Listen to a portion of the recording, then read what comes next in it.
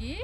Kami dari kelas 2024H kelompok 1. Izinkan kami memperkenalkan diri kami. Nama saya Marianisa Jelita, NPM 24201245. Nama saya Patricia Delcin Abadi, NPM 24201226. Perkenalkan, nama saya Herlina Alfisia Naiman, NPM 24201239. Nama saya Ermina Astin, NPM 24201236. Nama saya Renalis Octaviani, NPM 24201241. Kami mahasiswa Universitas Santo Paulus Ruteng, program studi keperawatan. Di sini kami akan membuat video tentang penggunaan internet dapat mengancam bela negara. Selamat menonton.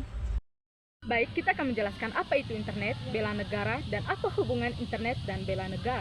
Internet adalah jaringan global yang menghubungkan jutaan komputer perangkat dan server di seluruh dunia untuk memungkinkan pertukaran informasi. Yang kedua, bela negara. Bela negara adalah sikap, perilaku, dan tindakan warga negara yang dijiwai oleh kecintaannya terhadap tanah air, kesadaran, berbangsa, dan bernegara, serta kesetiaan kepada Pancasila sebagai ideologi negara. Ini bertujuan untuk mempertahankan kedaulatan negara, keutuhan wilayah, dan keselamatan berbangsa dari segala ancaman.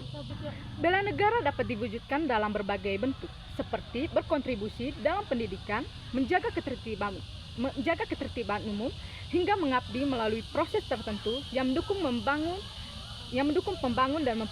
dan pertahanan nasional. Internet memiliki peran penting dalam mendukung bela negara, terutama dalam konteks modern di mana teknologi informasi menjadi salah satu aspek strategi bagi keamanan dan kedaulatan suatu negara. Hubungan antara internet dan negara dapat dilihat dari beberapa aspek. Yang pertama, penyebaran informasi dan edukasi, yaitu internet menjadi saran untuk menyebarkan informasi terkait nilai kebangsaan, seperti Pancasila, Undang-Undang Dasar 1945, dan pentingnya cinta tanah air. Masyarakat dapat belajar lebih banyak tentang sejarah, budaya, dan kebijakan negara melalui akses internet.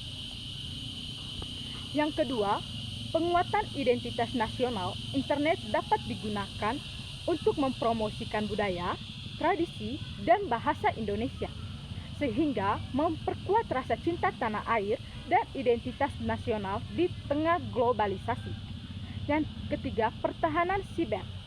Dalam era digital, ancaman terhadap negara tidak hanya bersifat fisik, tetapi juga dalam bentuk serangan siber. Internet memainkan peran penting dalam upaya pertahanan siber, seperti melindungi data negara, sistem pemerintah, dan mencegah penyebaran hoaks atau propaganda negatif. Yang keempat, kolaborasi dan partisipasi warga negara. Internet mempermudah warga negara untuk berpartisipasi dalam kegiatan bela negara seperti kampanye digital, advokasi, dan gerakan sosial yang mendukung pembangunan dan stabilitas nasional. Yang kelima, deteksi dan pencegahan hoaks. Salah satu ancaman utama di era internet adalah penyebaran hoaks yang dapat memecah belah bangsa. Dengan literasi digital, masyarakat dapat menggunakan internet untuk memverifikasi informasi dan melawan narasi yang berpotensi merugikan negara. Secara keseluruhan, internet tidak hanya menjadi alat komunikasi dan informasi, tetapi juga sarana strategi untuk mendukung kedaulatan, keamanan, dan pembangunan bangsa. Baik, di sini kami akan memberikan suatu contoh berita hoaks. Kamu tahu nggak berita terbaru di internet? Berita apa sih? Ini loh, berita tentang virus COVID-19. Ternyata kita tidak perlu mematuhi protokol kesehatan. Kita hanya minum air hangat untuk membunuh COVID-19.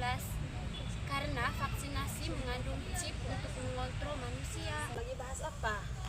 Ini ya, kami tuh lagi bahas tentang terkait dengan COVID-19.